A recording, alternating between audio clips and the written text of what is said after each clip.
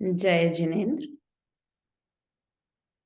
निज स्वरूप को परमरस जामे भर्यो अपार, वंदो परमानंदमय समय सार अविकार। कुंद कुंद मुनि चंद्रवर अमृत चंद्र मुनीन, आत्मरसी बनारसी वंदो पद अरविंद। पंडित बनारसी दास जी कृत नाटक समय सार ग्रंथ के शाद्वाद द्वार पर हम चर्चा कर रहे हैं। ये द्वार कुंद कुंद आचार्य देव ने नहीं लिखा, किंतु अमृत चंद्र आचार्य देव ने समय सार ग्रंथ के बाद परिशिष्ट लिखा है। उसी के आधार पर यह द्वार लिखा गया है। लिखने की जरूरत क्यों पड़ी?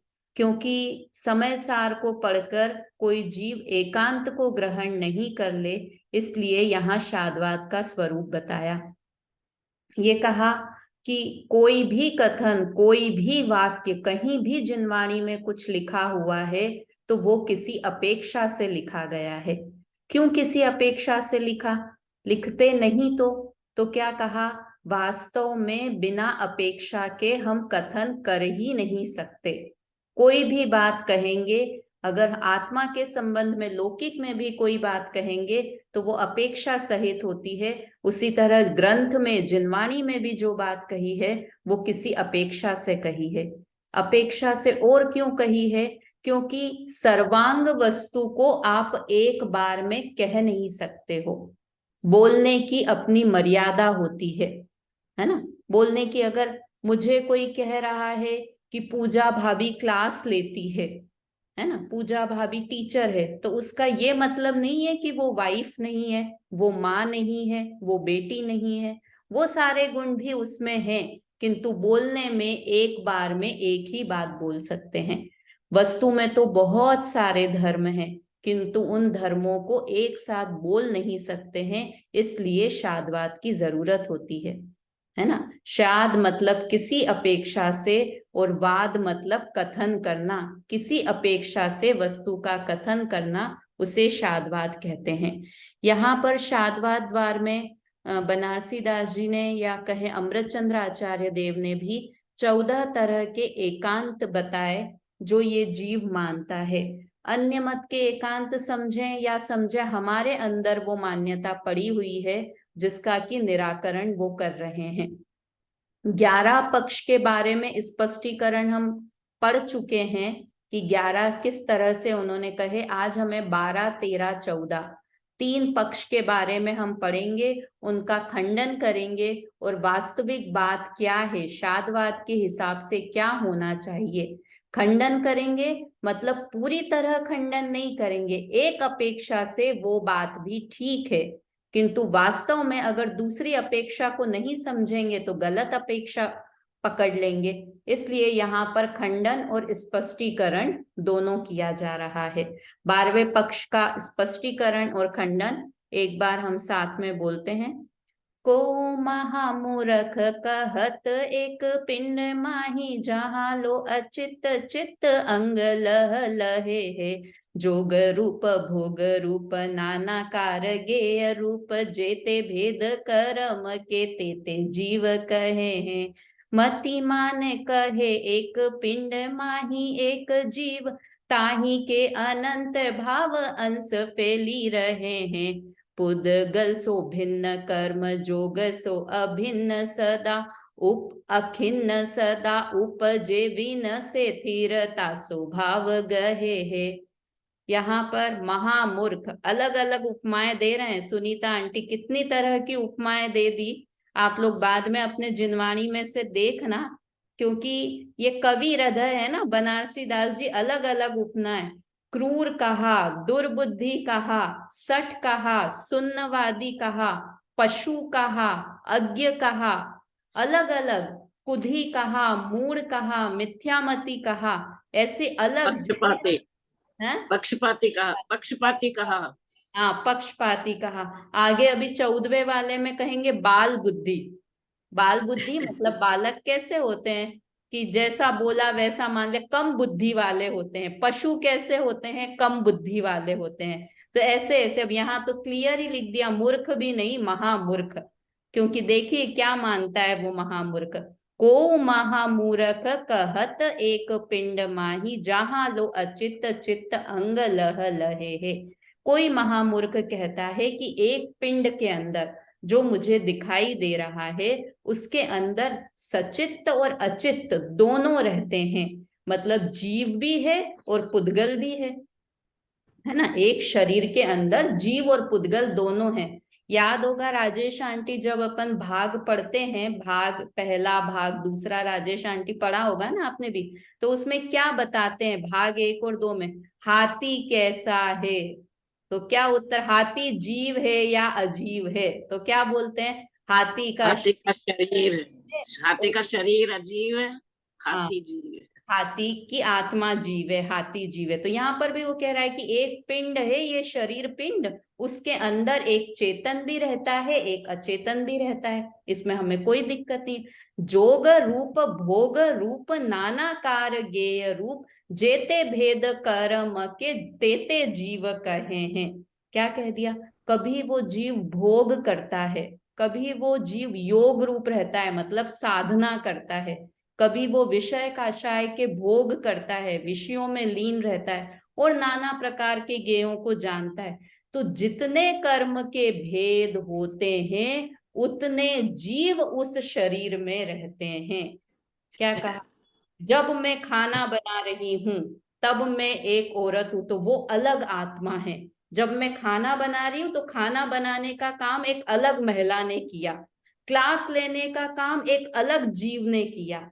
जब मैं यात्रा कर रही हूं तो मैं अलग जीव हो गई, है ना। जब मैं शॉपिंग कर रही हूं तो मैं अलग जीव हो गई। इस तरह से जितने प्रकार के काम करेंगे उतने प्रकार के जीव अलग अलग हो जाएंगे, है ना।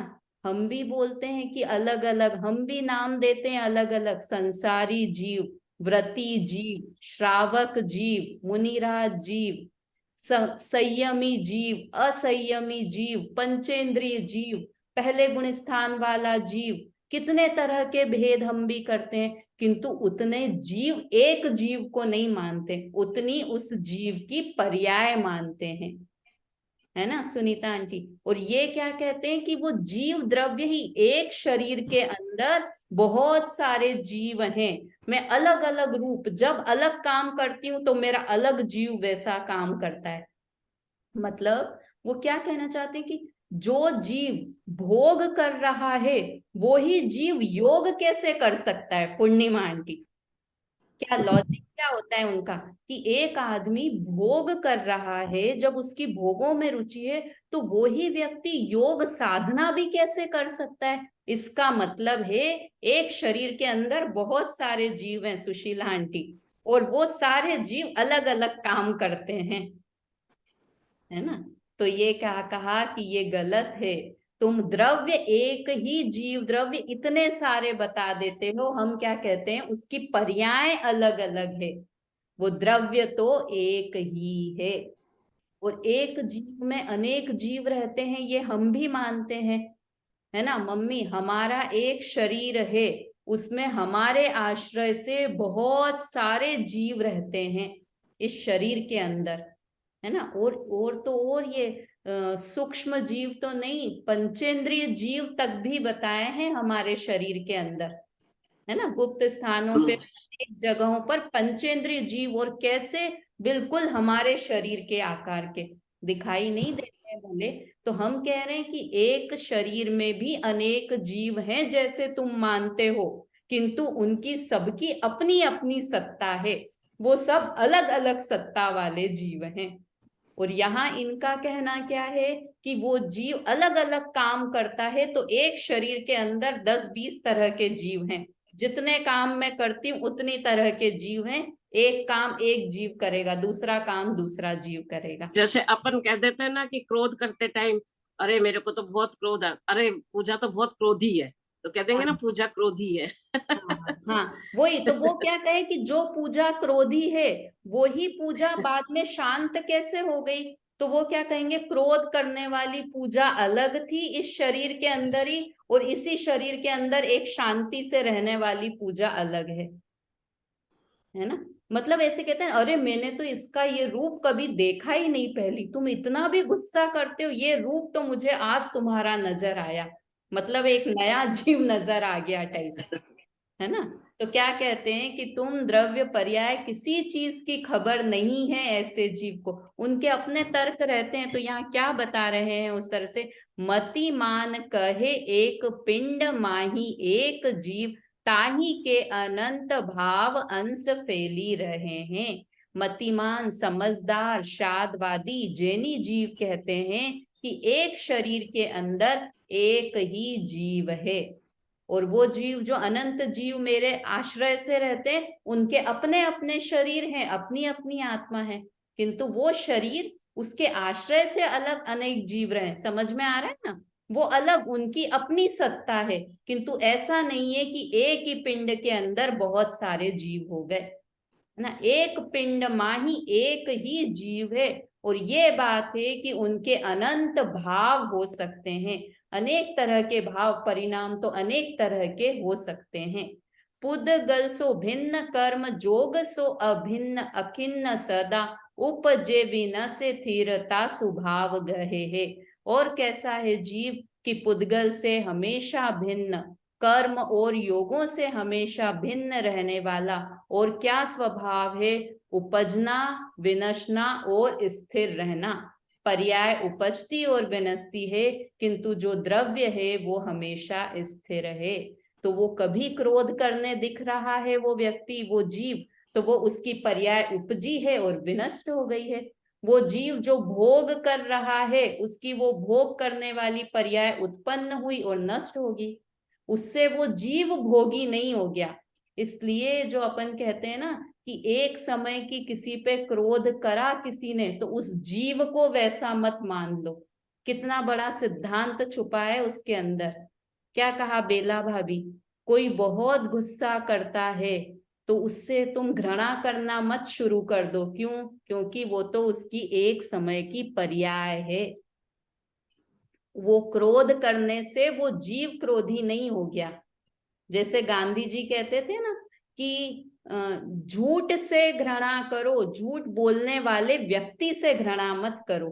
गांधी जी समझ गए ये बात कि वो तो उसकी पर्याय है, पर्याय होने से द्रव्य वैसा नहीं हो गया, वो व्यक्ति झूठा नहीं हो गया। तो हम कहाँ मानते हैं ये बात, कि हम कहाँ मानते हैं एक जीव में इतने, एक शरीर में इतने तरह के जीव हैं। अरे हम तो उस जीव को पर्यायमय ही मान लेते हैं ना, उसी दृष्टि से देखने लगते हैं। तो क्या कह रहे हैं कि द्रव्य अलग है उसका, और ये भोग करना, योग करना, अनेक प्रकार के रूप धारण करना, ये सब पर्याय हैं। द्रव्य अलग है और पर्याय उपस्थिति विनस्ती रहती है। मतलब एक चीज को पढ़ो ना, इसमें से बहुत सारे सिद्धांत अपन निकाल सकते हैं धर्म के। पढ़िए इसका अर्थ, पूर्णिमा आंटी पढ़िए। कोई कोई मूर्ख कहते हैं कि एक शरीर में जब तक चेतन अचेतन पदार्थों के तरंग उठते हैं, तब तक जो योग रूप परिणमे वह जोगी जीव, और जो भोग रूप परिणमे वह भोगी जीव है। ऐसे ज्ञेय रूप क्रिया के जितने भेद होते हैं, जीव के उतने भेद एक देह में उपजते हैं। इसलिए आत्मसत्ता के अनंत अंश होते हैं। उनसे सम्यक ज्ञानी कहते हैं कि एक शरीर में एक ही जीव है, उसके ज्ञान गुण के परिणमन से अनंत भाव रूप अंश प्रकट होते हैं। यह जीव शरीर से पृथक है, कर्म संयोग से रहित है, और सदा उत्पाद व्यय द्रव्य गुण संपन्न है। हाँ, मतलब हमेशा उत्पाद व्यय द्रव्य रूप देखेंगे तो कभी कहीं परेशानी आने वाली नहीं है। चलिए अगला छंद पढ़ते हैं हम। ये एक्चुअली थोड़ी सी इस छंद को पहले क्लास में पढ़ चुके थे कल की, किंतु फिर भी अपन ने आज पढ़ा। 13वें पक्ष का स्पष्टीकरण और खंडन। क्या बोलता है 13वां पक्ष, सुशीला आंटी? 12वें छंद के हिसाब से बताएं। इसमें तो उसको क्षणिक इसमें क्षणिक मान रहे हैं, हाँ और उसमें जीव मांगे। 13वें नंबर का जो ये लिखा है 12वें छंद के हिसाब से 13वें नंबर का पक्ष क्या मानता है? एक पक्ष यह है कि जीव का सदा परिणमन होता है, इससे क्षण भंगुर है। जीव क्षण भंगुर ही है, द्रव्य खुद ही क्षण भंगुर है। और ये किसके लिए फेमस है? क्षणवादी कौन कहे जाते हैं? बौद्ध। बौद्धों के लिए ये क्षणिकवाद को मानने के लिए बौद्ध फेमस है। पढ़ते हैं उनका क्या मानना है। को एक छिन्नवादी कहे एक पिंड माही, एक जीव उपजत एक विनसत है। जाहि समय अंतर नवीन उत्पत्ति होई, ताहि समय प्रथम पुरातन बसत है। सर्वांगवादी कहे जैसे जल वस्तु एक, सोही जल विविध तरंग नीलसत है। तेसे एक आत्म दरब गुण पर जैसो, अनेक भयो पे एक रूप दरसत है। कितने बढ़िया, मतलब ऐसे रोज गुनगुना लो, ऐसे छंद हैं एकदम, है ना। को एक छिन्नवादी कहे एक पिंड माही, एक कोई क्षणिकवादी जीव क्या कहता है कि एक शरीर है, तो उस एक पिंड में, एक शरीर रूप पिंड में एक जीव उपजत एक विनसत है। एक जीव उपजता है और एक जीव विनाश को प्राप्त होता है। जाहि समय अंतर नवीन उत्पत्ति होई, ताहि समय प्रथम पुरातन बसत है। कि जिस समय नए जीव की उत्पत्ति हुई, उस समय पुराना जीव नष्ट हो जाता है और नए जीव की उत्पत्ति होती है। कितने कितने दिन में? 80 वर्ष में नहीं। 80 वर्ष में तो हम भी मान रहे हैं कि खत्म हो गया, एक जीव दूसरी पर्याय। वो तो क्षण क्षण में ऐसा मान रहे हैं कि एक जीव नष्ट हो रहा है और नया जीव उत्पन्न हो रहा है। पूरा जीव द्रव्य पर्याय वाली तो बात ही नहीं है यहाँ पर। और ये तो वास्तव में ये वाली बात देखें तो एकदम नॉर्मल कोई छोटा बच्चा ही अपन नहीं समझ रहे। हम गलती करेंगे और उसकी सजा 1 सेकंड बाद किसी दूसरे जीव को मिल जाएगी। एक बच्चे ने ग्लास तोड़ा और मम्मी थप्पड़ मारने गई, तब तक तो वो जीव रवाना हो गया, थप्पड़ दूसरे जीव को लग गया। कितनी गड़बड़। वो बेचारा पूछता ही रह जाए कि आपने मुझे थप्पड़ क्यों मारा, क्योंकि वो तोड़ने वाला बच्चा तो चला गया, ग्लास तोड़ने वाला तो। ये तो नए बच्चे को थप्पड़ पड़ गया और ये नया वाला रो रहा है, दूसरी आत्मा दूसरा जीव आया, उसने फिर से ग्लास तोड़। मतलब ये सोच के भी हम नहीं देख सकते कि गलती कोई करेगा और फल किसी और को मिलेगा। इनके इस सिद्धांत से तो ये सिद्धि हो जाती है कि हर क्षण नया जीव उपजता है, तो हम पाप करें पुण्य करें कोई परिणाम करें, किंतु उसका फल हमें नहीं भोगना है। क्यों धर्म कार्य में लगेंगे हम, है ना। इसलिए वो अपन ने जब पहले भी इसके पिछले वाले भी द्वार में बात की थी, तो क्या बोलते हैं वो लोग कि आराम से ऋण लो और घी पियो। क्यों? उधार लेकर भी घी पियो, फिर भाई उधार चुकाने की बात आएगी तब तो तुम तो चले जाओगे, तुम्हारी जगह दूसरी आत्मा आएगी, वो उसका ऋण चुकाती रहेगी, है ना। मतलब ये पूरी तरह से अगर थोड़ा सा व्यक्ति सोचे तो ये क्षणिकवाद बिल्कुल असत्य है। क्षणिकवाद है किंतु पर्याय में है। ये सर्वांग गलत नहीं है, किंतु इसको देखेंगे ये पर्याय अपेक्षा से ये बात सही है, किंतु द्रव्य अपेक्षा से ये बात सत्य नहीं है।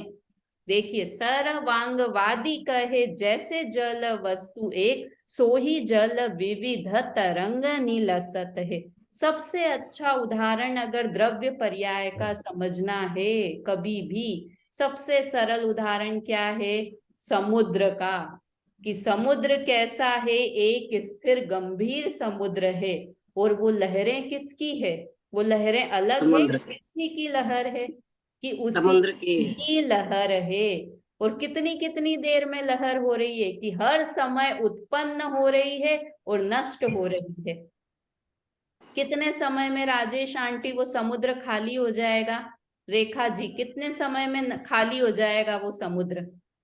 कि वो कभी समुद्र कभी खाली नहीं हो सकता। कभी खाली अभी भी नहीं। समुद्र भाभी मैं भी समुद्र में जाके आई हूँ, ऑन द वे हूँ और समुद्र देख के ही आई हूँ। अरे वाह, तब तो बहुत अच्छे से समझ सकते हैं। तो अगर हाँ, तो वो द्रव्य लहरें और ही देख रही पर्याय, थी, हैं?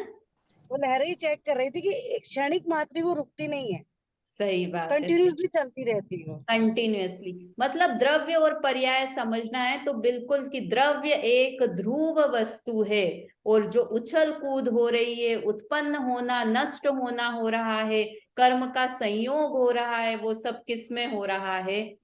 पर्याय में, उसकी लहरों में हो रहा है। देखो लहरें कभी छोटी होती है, कभी बड़ी होती है।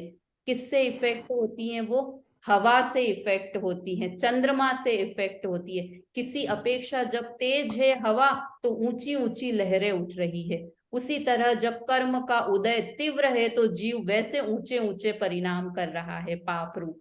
मतलब पूरी ये पर्याय कैसे है कि पर्याय में कर्म की अपेक्षा है, किंतु उसमें ध्रुव स्वभाव में ये ऊपर की चंद्रमा से, हवा से, उसमें कुछ भी फर्क होने वाला नहीं है।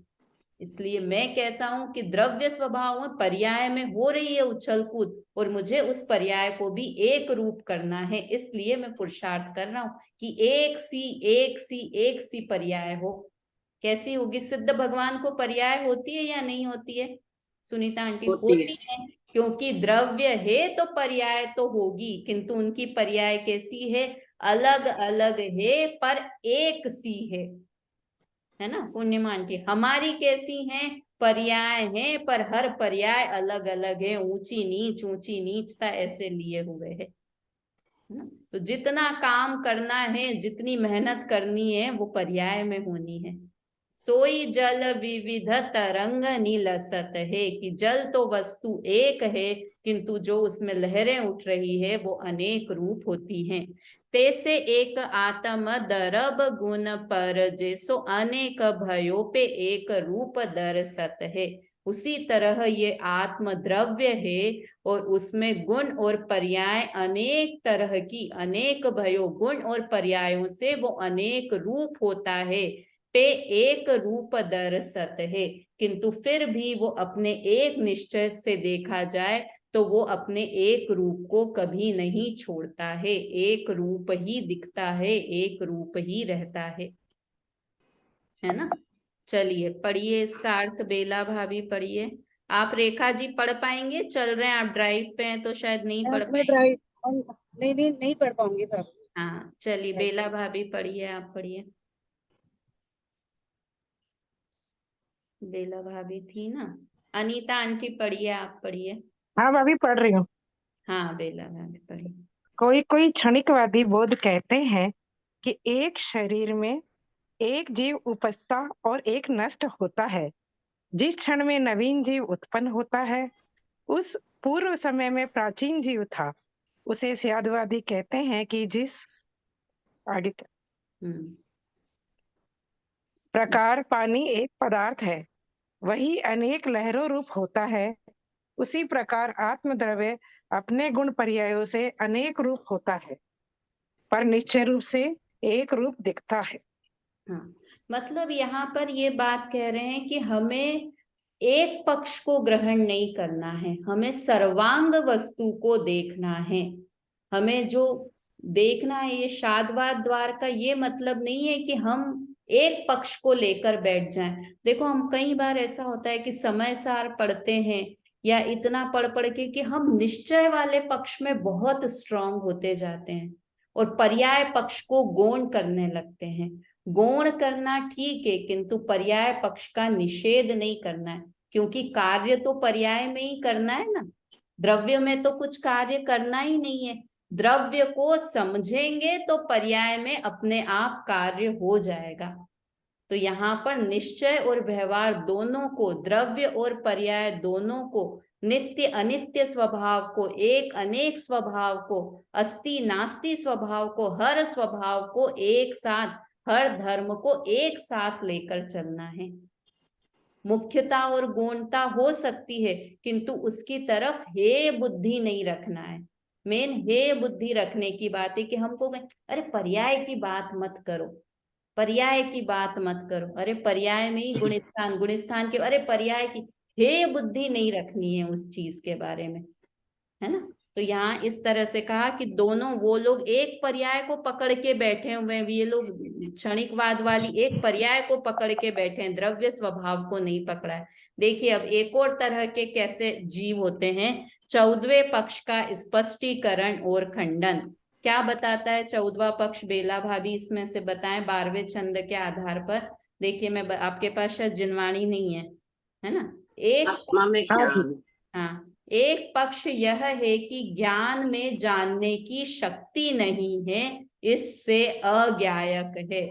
बोलो, ऐसा भी सोच सकता है कि ज्ञान जानता नहीं है, ज्ञान में जानने की शक्ति नहीं है।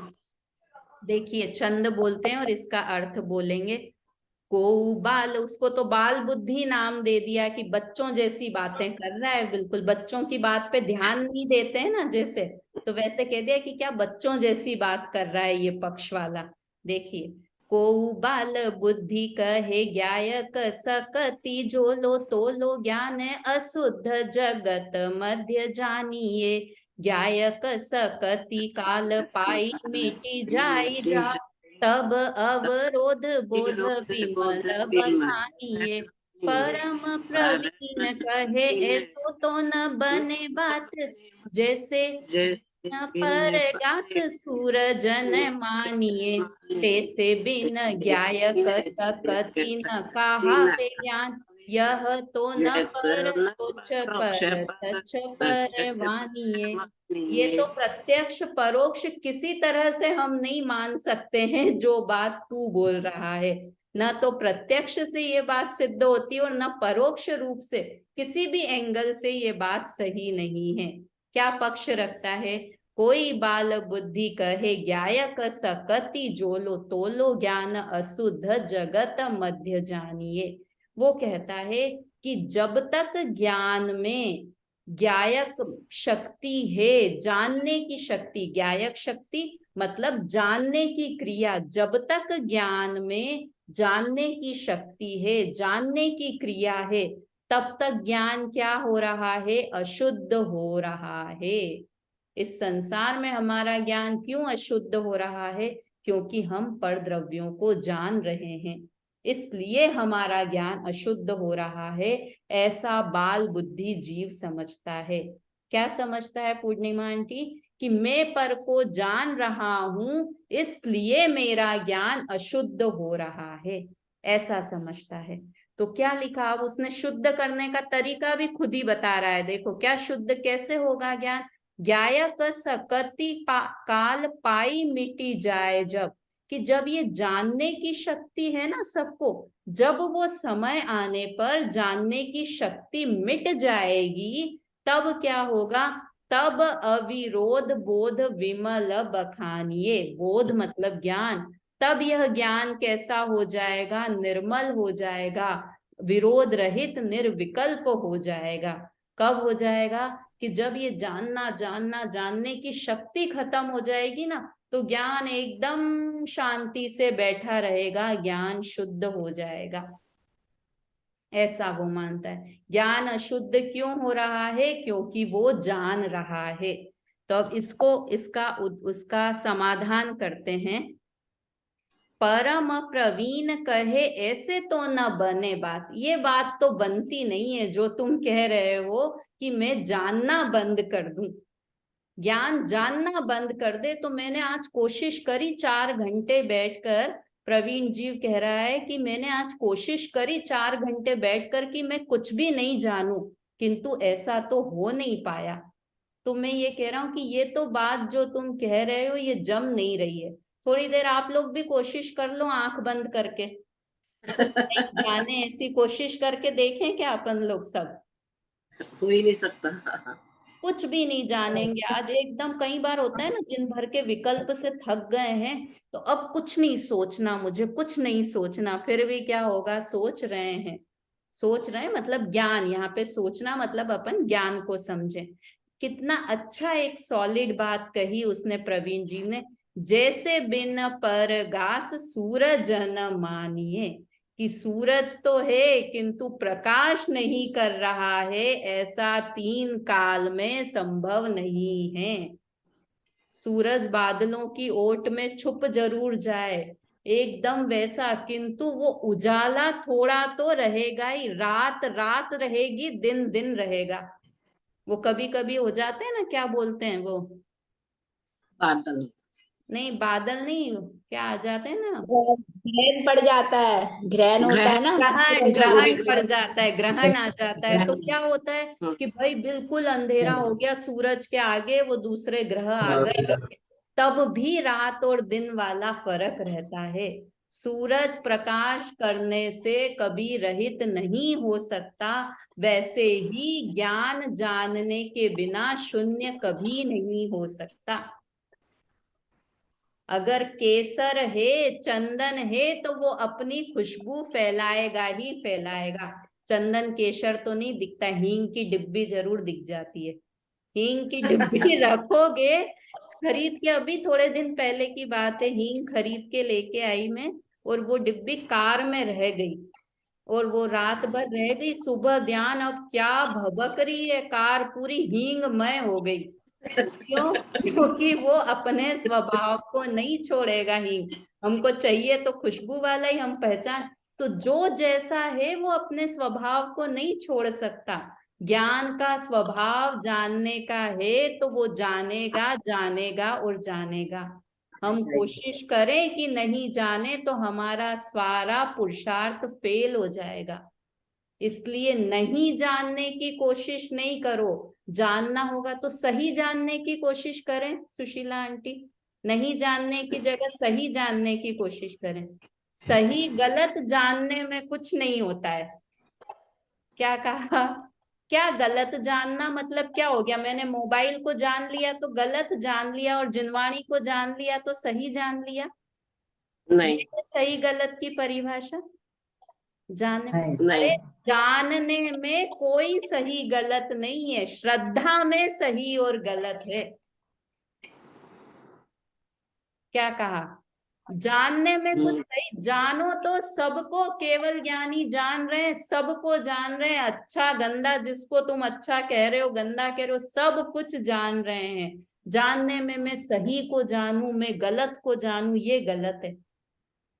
जानो सबको, किंतु ये मेरे नहीं है। श्रद्धा के लेवल पे सुधार करो, हम जानने के लेवल पे सुधार करते हैं। नहीं जानना, मुझे पिक्चर को नहीं देखना, मैंने जान लिया मूवी को तो बहुत बड़ा पाप हो जाएगा। मैंने भगवान को, जिनवाणी को जाना तो बहुत अच्छा काम कर लिया। अरे जानने में नहीं, तुम्हारी मान्यता में खोट है। मान्यता सुधारो तो दुनिया बदलेगी, अपनी दुनिया बदलेगी, दूसरे लोगों की दुनिया की नहीं बात है। देखो तो क्या लिखा कि जैसे बिना सूर्य कोई भी बिना प्रकाश के नहीं रह सकता, वैसे ही ज्ञान कभी भी जानने के बिना नहीं रह सकता। मैं हमेशा जानूंगा जब तक ज्ञान है। कब तक ज्ञान है? कि जब तक जीव है तब तक ज्ञान है, जब तक ज्ञान है तब तक मैं जानूंगा। मजा आनी चाहिए ये बातें सुन के कि मेरे पास ऐसी शक्ति है कि मैं सबको जानूं, और मेरे जानने से कोई गलत काम नहीं है। पड़ोसी के घर में क्या हो रहा है जानना कि नहीं जानना? बेला भाभी, जानो, कोई दिक्कत नहीं है, किंतु वो पड़ोसी खराब हैं, अच्छे हैं, ये है वो है, ये मत करो। मतलब सहज जानना, कोशिश करके नहीं जानना चाहिए। हाँ, कोशिश करके नहीं जानना है, क्योंकि जानना तो मेरा स्वभाव है। सहज जो जानने में, झांक झांक के देखेंगे पड़ोसी के घर, इसका मतलब तुम्हारे अंदर कोई खोट भरी हुई है, इसलिए तुम्हें उनकी पड़ोसी के घर में क्या चल रहा है देखने की इच्छा है। सहज जानना होने दो, और सहज जानना होने दो नहीं, हो ही रहा है। जैसे सूर्य का प्रकाश सहज निकल ही रहा है, वैसे ज्ञान का सहज जानन जानन जानन जानन ऐसा कार्य चल ही रहा है। मेरा सहज, किसी का ज्ञान नहीं, मेरा जानने रूप कार्य 24/7 चल रहा है। नींद में चल रहा है कि नहीं अनीता आंटी? कोमा में चले जाएंगे तो चल रहा है कि नहीं चल रहा है? चल रहा चल रहा है ना? कोमा में चले जाएंगे तो भी ये सहज ज्ञान की मैं जानता हूँ, ये अपनी मान्यता में ले आए ना, तब फिर कोई डर नहीं है। कि अब मेरे को फिर अगर मेरा सच में ऐसा विश्वास हो जाए ना कि मैं जानने वाला हूं, ऐसा विश्वास हो जाए, फिर तो मैं सच्ची कहती हूँ कि मुझे कल कोरोना हो रहा है, कोमा में जा रही हूँ, वेंटिलेटर पे जा रही हूँ, कोई डर नहीं है। क्यों? क्योंकि मैंने अपने जानन स्वभाव को स्वीकार कर लिया है। कोई गाथाएं याद नहीं रहेंगी उस समय मुझे, कोई नाटक समय सार में क्या पढ़ा कुछ याद नहीं रहेगा, किंतु मैं जानता हूं ये याद रहेगा। मैं जानने वाला तत्व हूं, ये याद रहेगा। तैसे बिन ज्ञायक सकति न कहावे ज्ञान। इसी तरह जैसे प्रकाश के बिना कोई सूर्य नहीं है, उसी तरह ज्ञान शक्ति के बिना कोई जानने की शक्ति के बिना कोई ज्ञान नहीं है ना। कोई दर्पण, एक दर्पण ऐसा ढूंढ के ले आओ इस दुनिया में कि जो किसी को झलका नहीं रहा हो। वो दर्पण ही नहीं कहलाएगा, थोड़ी कहलाएगा, वो दर्पण ही नहीं कहलाएगा। अपने यहाँ इंडिया में नहीं मिलता, और चाइना बहुत जल्दी जल्दी खोज कर देता है, तो चाइना में ऐसा दर्पण बन जाए जो किसी को नहीं झलकाएगा, कि वो दर्पण ही नहीं है जो झलकाए नहीं। तो जो ज्ञान जाने नहीं उसका मतलब वो ज्ञान ही नहीं है, तुम किसी और चीज की बात कर रहे हो ना। ऐसा ज्ञान तत्व में हूं। तैसे बिन ज्ञायक सकति न कहावे ज्ञान, यह तो न पर तोच्छ पर तच्छ परवानिये। ये तो न प्रत्यक्ष न परोक्ष किसी भी तरह से ये बात सिद्ध नहीं होती है कि ज्ञान जानता नहीं है ना। इसलिए उसको बाल बुद्धि कह दिया, ऐसे कि तू बिना सर पैर की बातें क्यों करता है। बच्चे होते हैं ना, बिना सर पैर की कुछ भी बात कर देंगे, तो ऐसी तुम बात क्यों करते हो। चलिए पढ़िए, कौन? अनीता आंटी पढ़िए। अनीता आंटी ने पढ़ा? हाँ पढ़िए अनीता आंटी। मुझे जो स्क्रीन पे दिख रहे हैं उनसे पढ़वा रही हूँ मैं, जो अपनी खिड़की बंद करके बैठे हैं वो तो दिखेंगे ही नहीं, तो फिर उनसे पढ़वाऊं कैसे? खिड़की खुली रखी। चलिए पढ़िए। कोई अज्ञानी कहते हैं कि जब तक ज्ञान में ज्ञान शक्ति है तब तक वह ज्ञान संसार में अशुद्ध कहलाता है। भाव यह है कि ज्ञायक शक्ति ज्ञान का दोष है, और जब समय पाकर ज्ञायक शक्ति नष्ट हो जाती है तब ज्ञान निर्विकल्प और निर्मल हो जाता है। इस प्रकार सम्यज्ञानी कहते हैं कि यह बात अनुभव में नहीं आती, क्योंकि जिस प्रकार बिना प्रकाश के सूर्य नहीं हो सकता, उसी प्रकार बिना ज्ञायक शक्ति के ज्ञान नहीं हो सकता। इसलिए तुम्हारा पक्ष प्रत्यक्ष प्रमाण से बाधित है। हाँ देखो, एक है ना